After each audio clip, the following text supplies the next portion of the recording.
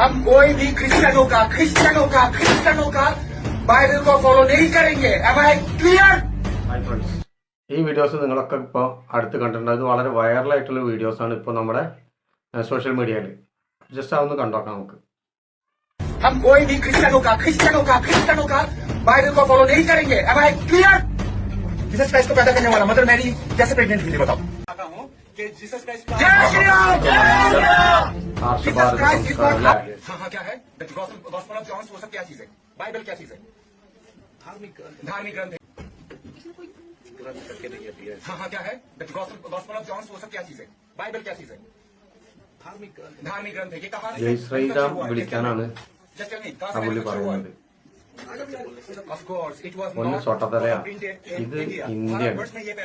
എൻ്റെ ഗുജറാത്തോ ഇല്ലെങ്കിൽ യു പിയോ ഇല്ലെങ്കിൽ ഛത്തീസ്ഗഡോ ജാർഖണ്ഡോ ഒന്നല്ല. ഇത് ഇന്ത്യ മഹാരാജാണ്. എനക്ക് സ്ത്രീധനം കിട്ടിയ വകയല്ല. അതാദ്യം നീ മനസ്സിലാക്ക്. എന്നിട്ട് ആ സദസ്സിൽ നിന്ന് തന്നെ അത് ചോദ്യം ചെയ്ത ഒരു ലേഡിയോട് പുള്ളി തട്ടിക്കയറാണ്. അതാണ് നിങ്ങൾ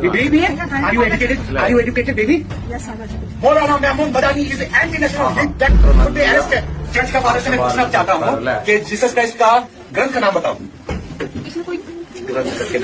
हाँ क्या है गॉस्पेल ऑफ जॉन. वो सब क्या चीज है? बाइबल क्या चीज है? धार्मिक ग्रंथ है. ये कहाँ से मैन्युफैक्चर हुआ है? जस्ट टेल मी कहाँ से मैन्युफैक्चर हुआ है? Of course, it was not printed in India. Bharat वर्ष में ये पैदा हुआ ही नहीं था. विदेशी क्रिश्चियन लोगों का, विदेशी भाषाओं का बाइबल हमारे इंडिया में क्या लेगा? ആർഷഭാരത സംസ്കാരം അല്ലേ. ഇനി ഈ പ്രഹസനം നടത്തിയ മാന്യ അദ്ദേഹത്തിന്റെ ചെറിയൊരു ഡീറ്റെയിൽസ് നമുക്കൊന്ന് മനസ്സിലാക്കാം. ബംഗ്ലാദേശി ഗവൺമെന്റ് ഇയാൾക്കെതിരെ ഹെയ്റ്റ് സ്പീച്ച് കേസെടുക്കുന്നു. വളരെയധികം ഈ കേസ് എടുത്തു കഴിഞ്ഞപ്പോൾ, കാരണം അവിടുത്തെ ഹിന്ദു കമ്മ്യൂണിറ്റി ഇയാൾക്കെതിരെ പരാതി കൊടുത്തു. കേസ് എടുത്തു കഴിയുമ്പോൾ അവിടുന്ന് മുങ്ങി 2013 ഇയാൾ കൽക്കട്ടയിൽ വരുന്നു.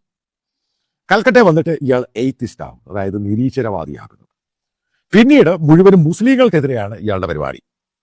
അങ്ങനെ മുസ്ലിങ്ങൾക്കെതിരെ ഹെയ്റ്റ് സ്പീച്ചും പരിപാടികളും ഒക്കെ ഭയങ്കരമായിട്ട് തുടർന്ന് ബംഗ്ലാദേശ് ഗവൺമെന്റ് അയാൾക്കെതിരെ ഹെയ്റ്റ് സ്പീച്ചിന് സന്യാസിയായിട്ട് അങ്ങ് മാറുന്നു.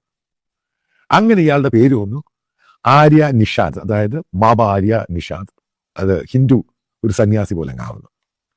ഇയാളുടെ ബ്രീഫ് ഹിസ്റ്ററി. ഇയാൾ ഗാസിയാബാദിലോട്ട് വരുന്നു അതിനുശേഷം. കാരണം നിങ്ങൾക്കറിയാം കൽക്കട്ടയിലൊന്നും ഇതിന് വലിയ മാർക്കറ്റ് ഒന്നുമില്ല. കാരണം കൽക്കട്ടയിൽ ഈ മുസ്ലിങ്ങൾക്കെതിരെ സ്ഥിരം പറഞ്ഞു കഴിഞ്ഞാൽ അവിടെയുള്ള ആൾക്കാർ നിർത്തത്തൊന്നുമില്ല. കാരണം അവിടുന്ന് പേടിച്ചോടി ഇയാൾ പിന്നെ ഗാസിയാബാദിൽ വരുന്നു. പിന്നീട് ഇയാൾ അതേപോലെ തന്നെ ക്രിസ്ത്യൻസിനെതിരെ മുസ്ലിംസിനെതിരെയായി ഇയാളുടെ വീഡിയോകൾ സ്ഥിരമായിട്ട്. അപ്പോൾ ആരോ അവിടെ താമസിക്കാൻ പിന്നെ സ്ഥലമൊക്കെ കൊടുത്തു.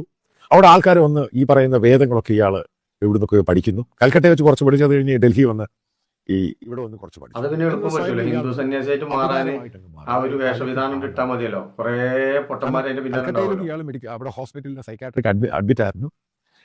കൽക്കട്ടയിലെ ഢാക്കയിൽ അഡ്മിറ്റ് ആയിരുന്നു. ഇയാളെ പറ്റി ഓരോ കാര്യങ്ങളും പുറത്തു വന്നുകൊണ്ടിരിക്കും. ഇയാളെ പറ്റി ഇഷ്ടം പോലെ പഴയ ചെയ്ത വീഡിയോകളെല്ലാം ഇയാൾ പറഞ്ഞൊരു ചോദ്യം അന്വേഷണമൊക്കെ തുടങ്ങിയത്. ഇയാൾ ചോദിക്കുന്നത്, ആ സ്റ്റേജിൽ വന്നിട്ട് മൈക്ക് എടുത്തിട്ട് അവരോട് ചോദിക്കുന്നത്, യേശുക്രിസ്തു എങ്ങനെയാണല്ലോ. ഒരു കാരണവശാലും ഞാൻ പറയാം, ഈ ചോദ്യം ഒരു കാരണവശാലും ഹിന്ദുക്കൾ ചോദിക്കാറില്ല. കാരണം അറിയാവുന്ന സംഭവമാണ്. അത് കാരണം ബൈബിളിൽ കൂടെ പറയുന്ന സംഭവമാണ്. ഇത് ഹോളി സ്പിരിറ്റിലാണ് യേശുക്രിസ്തു ഉണ്ടായത്. അപ്പോൾ അത് സ്ത്രീയോട് ചോദിക്കുകയാണ്. അതായത് ബയോളജിക്കൽ അല്ല, ഇതാണ് ഈ പറഞ്ഞു വരുന്നത്. അത് കഴിഞ്ഞൊരു സ്ത്രീയോട് ചോദിക്കുകയാണ്, നിങ്ങൾ എങ്ങനെ ഉണ്ടായത്? ഇത് ഞാനീ പറയുമ്പോൾ ഇന്ത്യയിൽ ഒരു സാധാരണ ഹിന്ദുക്കൾ ഇതേപോലുള്ള സംഭവങ്ങൾ എത്ര പ്രശ്നം ഉണ്ടായാലും ചോദിക്കുന്നത്. അല്ല, അത് പുള്ളിക്കാരൻ്റെ ഈ ഒരു സ്പീച്ച് കണ്ടാൽ തന്നെ നമുക്ക് മനസ്സിലാവും. ഈ പുള്ളിക്കാരൻ തലക്ക് ഭ്രാന്തല്ല, മുഴുപ്രാന്താണ്. നട്ടഭ്രാന്തും വട്ടഭ്രാന്തൊക്കെയാണ് എന്നുള്ളത്. കാരണം മതസ്പർദ്ധ ഉണ്ടാക്കാൻ വേണ്ടിയിട്ടും ഈ മതത്തിൻ്റെ ആ ഒരു വിഷം ഏത് മതസ്ഥരാണെച്ചാലും അത് കൂടുതലായിട്ട് കയറി കഴിഞ്ഞ് കഴിഞ്ഞാൽ പിന്നെ അത് ഭയങ്കര ഡേഞ്ചർ സ്റ്റേജിലേക്കാണ് പോവുക. അതാണ് ഇവിടെ പുള്ളിക്കാരന് സംഭവിച്ചത്. യേശുക്രിസ്തു എങ്ങനെയാണ് ഉണ്ടായത് എന്നുള്ളത് മാത്രം പുള്ളിക്കാരൻ പഠിച്ചില്ല, ബാക്കിയുള്ളതൊക്കെ പഠിച്ചു. ഒരു മതസ്പർദ്ധ ഉണ്ടാക്കാനുള്ള കാര്യങ്ങൾ എന്തൊക്കെയാണ്, എങ്ങനെയാണ് ചെയ്യേണ്ടതെന്നുള്ളത് മാത്രം ഈ മേൽപ്പറഞ്ഞ ഈ വ്യക്തി പഠിച്ചു. ഇതൊരു മതസൗഹാർദ്ദ രാജ്യമാണ്. ജ്ഞാനത്വത്തിൽ ഏകത്വം എന്ന് പറയപ്പെടുന്നുണ്ടല്ലോ. നമ്മളൊക്കെ ചെറുപ്പം മുതലേ പഠിച്ചു വളർന്നത് നമ്മുടെ തൊട്ടയൽവക്കത്തുള്ള ആളുകൾ ഏത് മതസ്ഥരാണെങ്കിലും അവരെ ബഹുമാനിക്കുക, അവർക്ക് വേണ്ട പരിരക്ഷ കൊടുക്കുക, അവരെ സ്നേഹിക്കുക, അവരെ ശ്രദ്ധിക്കുക എന്നൊക്കെയാണ് ഞങ്ങളൊക്കെ പഠിച്ചു വളർന്നിട്ടുള്ളത്. അതാണ് നമ്മുടെ നാട്ടിലെ മതസൗഹാർദ്ദം നമ്മൾ ചെറുപ്പം മുതലേ കണ്ടുവരുന്നതും. ഇപ്പം ഇറങ്ങിയിട്ടുള്ള കുറേ ഈ ഇതുപോലത്തെ മലവാണങ്ങളാണ് ഇപ്പോൾ ഈ രാജ്യത്തിൻ്റെ ഐക്യം തകർക്കാൻ ശ്രമിക്കുന്നത്. അതിന് കുറേ ആളുകൾ സപ്പോർട്ടുണ്ട്. അവർക്ക് വേറെ എന്തെങ്കിലും കൂടുതൽ ലക്ഷ്യങ്ങളുണ്ടാവും, അല്ലാതെ വേറൊന്നുമല്ല. ഈ രാജ്യത്തിൻ്റെ ഐക്യം തകർക്കുക, എന്നിട്ട് അതിലൂടെ അവർ വേറെ എന്തെങ്കിലും സാമ്പത്തിക നേട്ടങ്ങൾ ഉണ്ടാക്കുക, അല്ലെങ്കിൽ കലാപങ്ങൾ സൃഷ്ടിക്കുക, അങ്ങനെയുള്ള കുറേ ദുരുദ്ദേശം വെച്ചിട്ട് കുറേ മലവാണങ്ങൾ ഇപ്പോൾ വന്നിട്ടുണ്ട്. അത് ഞാൻ ഇന്ന മതം എന്ന് പറയുന്നില്ല, എല്ലാ മതത്തിലും ഉണ്ട് ആ ആളുകൾ. ഏതൊരു മതമാണെങ്കിലും ജനങ്ങളോട് ആഹ്വാനം ചെയ്യുന്നത് പരസ്പരം സ്നേഹിക്കാനും സംരക്ഷിക്കാനും പിന്നെ സാഹോദര്യം നിലനിർത്താനും ഇങ്ങനെയൊക്കെ തന്നെയാണ് എല്ലാ മതങ്ങളും പറയുന്നത്. പക്ഷെ അതിൻ്റെ ഇടയിൽ ചില ഇതുപോലത്തെ കൃമികളാണ് നമ്മുടെ രാജ്യത്തിൻ്റെ ഏറ്റവും വലിയ നാശം. നമുക്ക് ഇതിനെക്കുറിച്ച് പറയുന്ന വേറൊരു വീഡിയോസ് ഉണ്ട്. മുസ്ലിം വിഭാഗത്തിൽപ്പെട്ട എല്ലാ സഹോദരങ്ങളെയും ഓടിച്ചു വിടണം എന്ന് ഇവർ ലക്ഷ്യം വെച്ചാ ഞാൻ ദിവസവും കടയിൽ പോയി സാധനം വാങ്ങിക്കുന്നത്, ഞാൻ വാങ്ങിക്കുന്ന കടയൊക്കെ ഇസ്ലാം സഹോദരങ്ങളുടേതാ. അല്ലാതെ ഞാനിങ്ങനെ തെരഞ്ഞു പോകാറില്ല, ഇത് ഹിന്ദുവിന്റെ കട എന്നാ പിന്നെ അവിടുന്ന് വാങ്ങിക്കളയാം എന്ന് നമ്മൾ ആരും ചിന്തിക്കാറില്ല. നമ്മൾ സ്വർണം വാങ്ങാൻ പോകുമ്പോ ഇത് ജോസ് ആലുക്കാസ്, ഇയാള് ക്രിസ്ത്യാനിയാ എന്നാ പിന്നെ അവിടുന്ന് വാങ്ങുന്നില്ല, ഇപ്പുറത്തുള്ള മുസ്ലിമിന്റെ കടയിൽ നിന്ന് വാങ്ങാം എന്ന് നമ്മൾ ആലോചിക്കാറില്ല. നമ്മൾ ഏത് കടയിലും കയറും, നമ്മുടെ സൗകര്യമാണത്. അല്ലാതെ അതിലൊന്നും ജാതിയും മതവും തിരഞ്ഞു നോക്കുന്ന ഒരു പ്രക്രിയ നമ്മുടെ ഒന്നും മനസ്സിലില്ല. അങ്ങനെ ഇല്ലാതെ ഒരുമയോട് ജീവിക്കുന്ന നമ്മളോട് നിങ്ങളെ ഞങ്ങളങ്ങ് ഓരോ കഷ്ണമാക്കി കളയാമെന്നാ വിചാരിക്കുന്നത്. നടക്കുന്ന വല്ല കാര്യവും പറയണ്ടേ?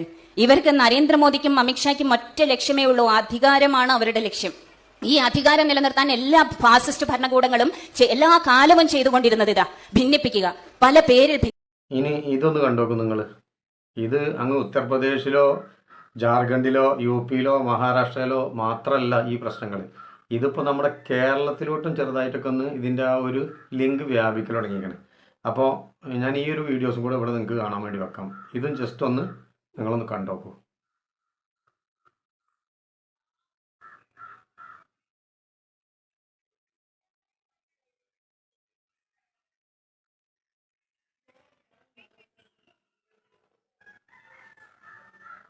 സാന്താക്ലോസിൻ്റെ ഈ ആഘോഷങ്ങൾ കുട്ടികൾ കാണിച്ചാലും വലിയവരാണിച്ചാലും ഒക്കെ നടക്കില്ല, നമ്മളൊക്കെ ചെറുപ്പം മുതലേ കാണുന്നതാണ്. അതിനെതിരെ ചില വർഗീയ ശക്തികൾ ഭയങ്കര പ്രശ്നങ്ങൾ ഉണ്ടാക്കി എന്നുള്ളതാണ്. നോക്കി നോക്കുക നിങ്ങൾ.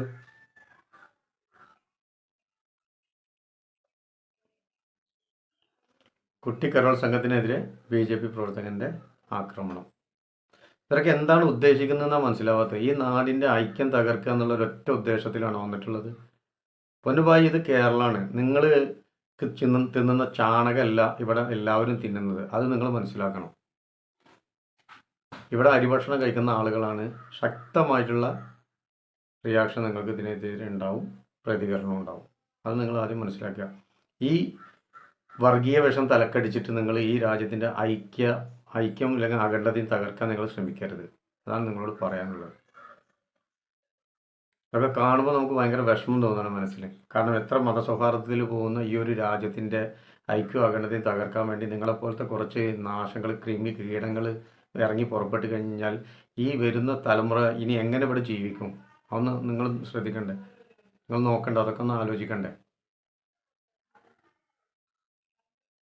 ഇപ്പോൾ ഇവിടെ ഹിന്ദുക്കളുണ്ട്, ക്രിസ്ത്യൻസ് ഉണ്ട്, മുസ്ലിംസ് ഉണ്ട്. ഇവർക്കെല്ലാം ഇവരുടെ മതത്തിൻ്റെ പരമായ വിശ്വാസപരമായിട്ടുള്ള ആചാരങ്ങളുണ്ട്. അതിനൊക്കെ തടയിടാൻ നിങ്ങൾക്ക് എന്ത് അധികാരമാണുള്ളത്? ഇതാണോ നമ്മൾ സ്വപ്നം കാണുന്ന ഇന്ത്യ? ആണോ? ഓരോരുത്തർക്കും ഓരോ വിശ്വാസങ്ങളുണ്ടാവും. അവരവരുടെ വിശ്വാസങ്ങളോട് പൊക്കോട്ടെ. അത് മറ്റൊരാളുടെ മേൽക്ക് അടിച്ചേൽപ്പിക്കുന്നൊന്നുമില്ല. മതപരിവർത്തനം നടത്താൻ അവർ വരുന്നില്ല. ഇത് ഇങ്ങനെയൊക്കെ കണ്ടിട്ട് തന്നെയാണ് നമ്മൾ ചെറുപ്പം മുതലേ ഇവിടെ വളർന്നു വന്നത്. ഇപ്പോൾ ഒരു സുപ്രഭാതത്തിൽ നിങ്ങൾ വന്നിട്ട് ഈ വക കാര്യങ്ങൾ ചെയ്യുന്ന സമയത്ത് ഇതെങ്ങനെ അംഗീകരിക്കാൻ കഴിയും?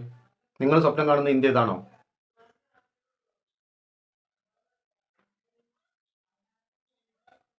മറ്റ് ആളുകളുടെ മതവിശ്വാസത്തിലും അവരുടെ ആചാരങ്ങളിലും അനുഷ്ഠാനങ്ങളിലും കയറി ആവശ്യമില്ലാതെ ഇടപെടുന്നിട്ട് അവരെ ആക്രമിക്കുക, അവരെ തച്ച് തല പൊളിക്കുക. ഇതെന്താ വെള്ളരിക്കപ്പെടണോ? ആണോ?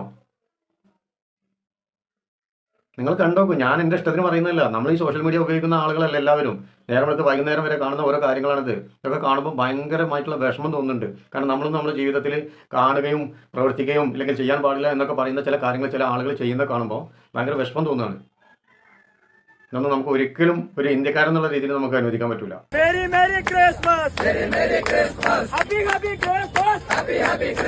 നമ്മുടെ പുതുശ്ശേരിയിൽ DYFIയുടെ ഒരു പ്രതിഷേധ കരോൾ സംഘടിപ്പിച്ചിട്ടുണ്ട്. Merry Christmas! കാരണം ഇത് കേരളമാണ്. ഇവിടെ നമ്മൾ ഓണവും പെരുന്നാളും ക്രിസ്തുമസും ഒക്കെ ഒരുമിച്ചിരുന്ന് ആഘോഷിക്കുന്ന ഒരു ശീലമാണ് മലയാളികൾ പൊതുവെ ഉള്ളത്. പക്ഷേ ഉത്തരേന്ത്യൻ സംസ്ഥാനങ്ങളിൽ നടക്കുന്നതിന് സമാനമായ രീതിയിൽ ക്രിസ്മസ് കരോളിന് നേരെ ആസൂത്രിതമായി RSSന്റെ നേതൃത്വത്തിൽ കഴിഞ്ഞ ദിവസം കരോളുമായി ചെന്ന 10, 12, 14 വയസ്സ് പ്രായം മാത്രമുള്ള പിഞ്ചു കുഞ്ഞുങ്ങൾക്ക് നേരെ വലിയ ആക്രമണമാണ് നടത്തിയിട്ടുള്ളത് RSSന്റെ നേതൃത്വം. അതിൽ പ്രതിഷേധിച്ചുകൊണ്ടാണ് ഇത് കേരളത്തിന്റെ മതനിരപേക്ഷ സ്വഭാവത്തെ വിളിച്ചുണർത്തുന്ന ഒരു കരോളായി ഇത് സംഘടിപ്പിക്കണമെന്ന് DYFI ആലോചിച്ചതുകൊണ്ടാണ് വളരെ പെട്ടെന്ന് ഇത്തരത്തിലുള്ളൊരു പ്രതിഷേധ കരോൾ നമ്മളിവിടെ സംഘടിപ്പിച്ചിട്ടുള്ളത്.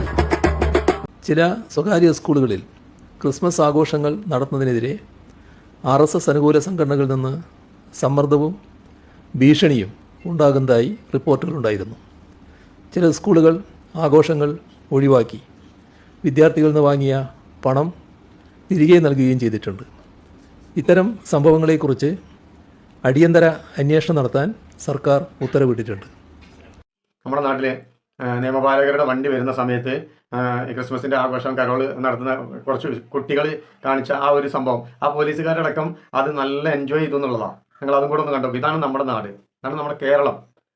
കേരളത്തിൽ ഇവരുടെ ഒരു തരികിട പരിപാടികൾ നടക്കില്ല. അത് ഇവിടുത്തെ ജനങ്ങൾ ഉള്ളിടത്തോളം കാലം നടക്കില്ല. ചിരിച്ചിട്ട് പോലീസ് SIയും ഡ്രൈവറും ചിരിച്ചു വർത്താനം പറഞ്ഞു പോകുന്ന ആ സീനും നിങ്ങൾ കണ്ടോക്കി.